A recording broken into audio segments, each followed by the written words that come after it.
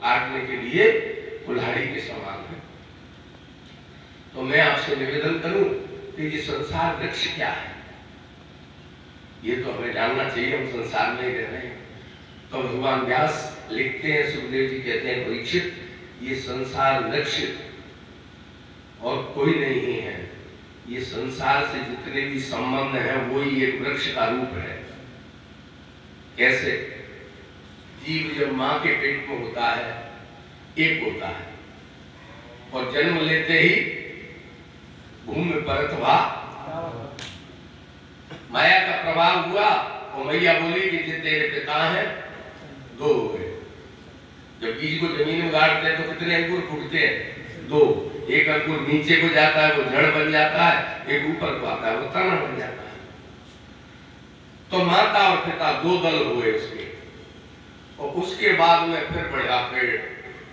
जे तेरा भैया है, जे तेरी बहना है, जे जीजा है, जे फूफा है, जे मामा है, जे मौसा है, और इतना विशाल पेड़ बन जाता है महाराज कि 10 तो उसकी ऐसी मोटी मोटी शाखाएं कि कुल्हाड़ी की क्या चली है, आरा मशीन पे लगाओगे तो भी नहीं कट पाई। कौन सी है वो शाखा?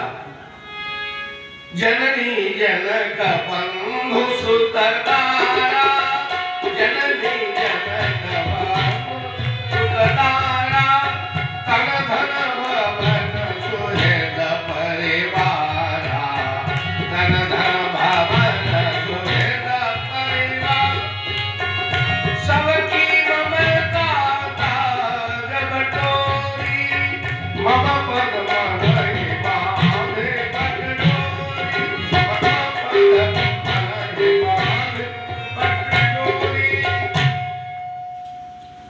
ये 10 शाखा है। जननी जनक बंधु सुत तारा, तन धन भवन सुहृद परिवार। तो इस संसार वृक्ष को काटना बिना भगवान की शरणागति के संभव नहीं है। और बड़े बड़े नहीं काट पाए। सबसे पहले मैं एक आपको सूत्र देता हूं कि इस संसार वृक्ष को काटने में हमारे पुरखे भी असमर्थ रहे। हमारे पुरखे कौन थे? हम आपके सब थे। मनुष्य जाति के जो एकमात्र पुरखे वो महाराज मनु। मनु नाम जायते सब मनुष्य है, और वही प्रथम सृष्टिकर्ता। भगवान ब्रह्मा जब 2 स्वरूपों में अपने शरीर को विभक्त किया, इसलिए ब्रह्मा जी को काय कहते, इस शरीर को काया कहते हैं, क्योंकि ब्रह्मा जी का नाम है काय। क्या नाम है? काय। और काया दुधा हुई तो वामांग से शत्रुपा जी और दक्षिण अंग से मनु जी। इसलिए ये शरीर है ना, उसको हम नाम मिला है काया। समझ में आ रही? तो मनु महाराज को आज व्यक्ति एक गांव का सरपंच बन जाता है, या तो एक विधानसभा का एमएलए बन जाता है, या तो फिर एक जिले का एमपी बन जाता है, या तो फिर प्रदेश का मुख्यमंत्री बन जाता है, या तो फिर देश का प्रधानमंत्री बन जाता है। ऐसे 122 देश हैं अपनी इस सृष्टि में। पर मैं आपसे इनके 122 अधिपति अलग अलग हैं, सबके राष्ट्रपति प्रधानमंत्री। लेकिन उस समय मनु महाराज तो एकमात्र सार्वभौम सम्राट थे, दूसरा कोई था ही नहीं।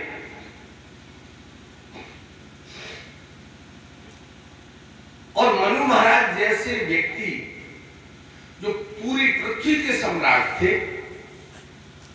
कोई कमी तो उनके जीवन में रही नहीं होगी। तो एक महात्मा कह रहे थे कि महाराज कभी कभी आदमी का मन है गड़बड़ा जाता है कि संपत्ति तो है पर संतति नहीं है। ये भी एक समस्या आ जाती है हम लोगों के सामने। खाने वो तो बहुत कुछ है, पर कुछ लोगों के पास खाने वाले नहीं है, और किन्हीं के पास खाने वाले हैं, उनके पास खाने को नहीं है। बड़ी गड़बड़ी है इसमें दुनिया। तो मनु महाराज के जीवन में विचार करें, ये भी नहीं है। न पहुता न पार सुखता सु, न पहुता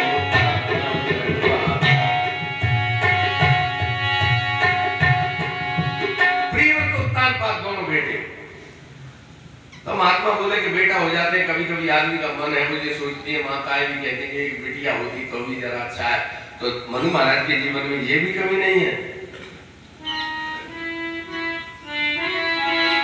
देवभूति बोले तासु कुमारी, ये मुनि कर दमके प्रिय नारी, ये मुनि कर प्रिय नारी। तीन बेटी तोमरसा, आकुति, देवहूति और प्रसूति। और आनंद की बात देखो कि कभी कभी बिटिया के लिए अच्छा घर नहीं मिले तो भी हम आप दुखी हो जाते हैं, भैया प्रयास तो बहुत किया परंतु बच्ची के भाग्य में क्या था। परंतु मनु महाराज के जीवन में ये भी नहीं है। कर्दम जैसे महात्मा जो संकल्प से काम को विमान बना दिया, जो केवल मन से संकल्प करते थे तो चाहे जहां पूरी भारत भूमि में उड़ करके चला जाता था। और सबसे बड़ा मनु महाराज का सौभाग्य ऐसा जिस आज तक किसी को नहीं मिला। मतलब ये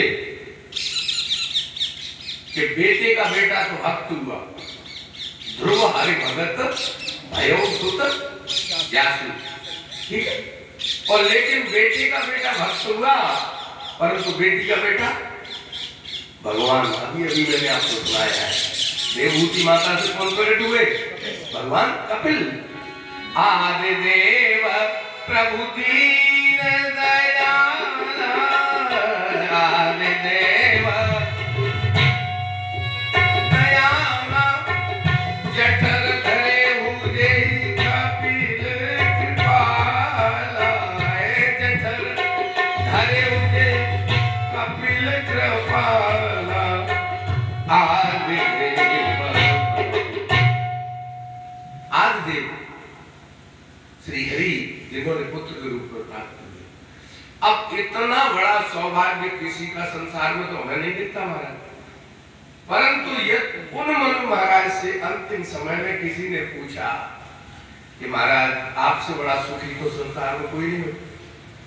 मनु महाराज ने कहा कि आपको गलत फहमी है। गलत फहमी कैसे? हो ही न विषय विराग,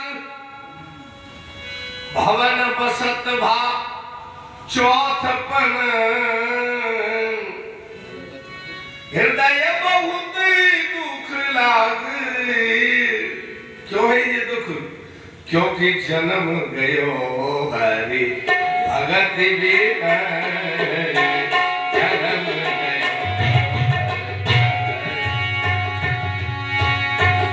जन्म गयो हरि भगत। इसलिए बाबा कहते हैं श्रुति पुराण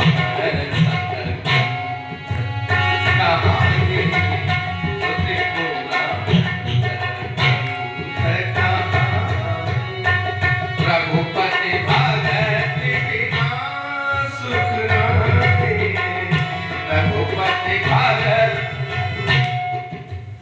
बिना भगवान की भक्ति के समस्त भोग साधनों के होते हुए भी हमारे पुरखे जब सुखी नहीं हुए तो भैया हम इन भोग साधनों से कैसे सुखी हो सकते हैं? कहते हैं ना कि ये काम थे पुरख ना कर सकते नहीं, ऐसी सामान्य अपनी बोलचाल की भाषा है। तो हाँ तेरे पुरख ने ये काम करे तो ये दुहाई देते हैं। तो रामायण दुहाई दे रही है कि जिन साधनों को पा करके बेटा बेटी राज्य संपदा वैभव ऐसा सब कुछ पाके हमारे पुरखा सुखी नहीं हुए तो हम कैसे सुखी हो सकते हैं? अभी अभी बिटिया बता रही थी आपको, न चेंद्र से सुखम किंचित न सुखम चक्रवर्ती, न किसी को नहीं सुख है। धनी ने कहे धनवान सुखी, धनवान के सुख रहा, पर नहीं, तुलसीदास जी ने निचोड़ दे दिया।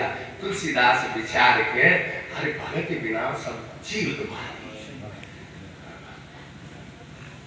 वही श्रुति पुराण सद ग्रंथ कहानी और रघुपति भगत के बिना सुख नहीं। अच्छा, और फिर भी मनु महाराज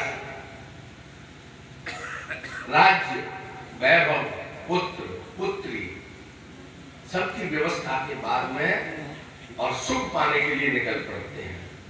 पर अब देखना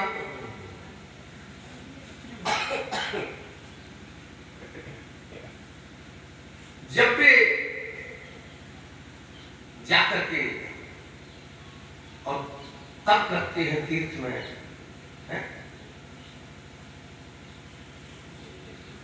और ऐसा तप करते हैं कि विधि हरे हरे तप देखे अपारा और मनु समीप आए बहु।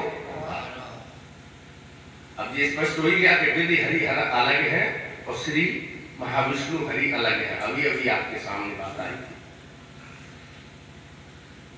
क्योंकि शंभु विरंच विष्णु भगवाना वो उपजय जासु अंश थे नाना।